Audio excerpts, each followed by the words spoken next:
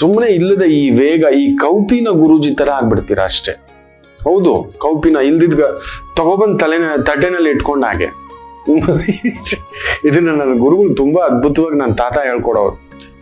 ಹಂಗೋಗಿ ಹಿಂಗೋಗಿ ತಿರ್ಗಾ ಇದು ಹೆಂಗಿರುತ್ತೆ ಅಂದ್ರೆ, ಒಂದ್ ರೀತಿ ನಿಮ್ಮ ವೇಗ ಆತರವೇ ನಿಮಗೆ ಶಾಪ ಅನ್ನತಕ್ಕಂಥದ್ದು ಹೇಳ್ತೀನಿ. ತುಂಬಾ ಟೈಮ್ ಮ್ಯಾನೇಜ್ಮೆಂಟ್, ಟೈಮ್ಗೆ ಆಗ್ಬಿಡ್ಬೇಕು, ಟೈಮ್ ಹೋಗ್ಬಿಡ್ಬೇಕು, ಟೈಮ್ ನಿಂತ್ಕೊಬಿಡ್ಬೇಕು ಅನ್ನತಕ್ಕಂಥ ಭಾವಾರ್ಥದಲ್ಲಿ ಬೇಯ್ತಕ್ಕಂಥ ಟಾಪ್ 3 ರಾಶಿಗಳಲ್ಲಿ ಕೆಲವರು ಇದ್ದಾರೆ. ಅದರಲ್ಲಿ ಮುಖ್ಯವಾಗಿ ಮಿಥುನ ರಾಶಿ. ಟೈಮು ಅಂತಾರಲ್ವಾ, ಅದ್ರ ಬಗ್ಗೆ ಮಾತಾಡ್ತಾನೆ. ನಿಮ್ ವೀಕ್ನೆಸ್ಸು ಸರಿಪಡಿಸ್ಕೊಳ್ಳಿ, ಟ್ರೈ ಮಾಡಿ. ಆಗೋದಿಲ್ಲ, ಉಪ್ಪೆ ಟೈಮ್ಗೆ ಅದಾಗ್ಬೇಕು, ಹೋಗ್ಬೇಕು, ನೋಡ್ಬೇಕು, ಮಾಡ್ಬೇಕು, ರೀಚ್ ಆಗ್ಬಿಡ್ಬೇಕು.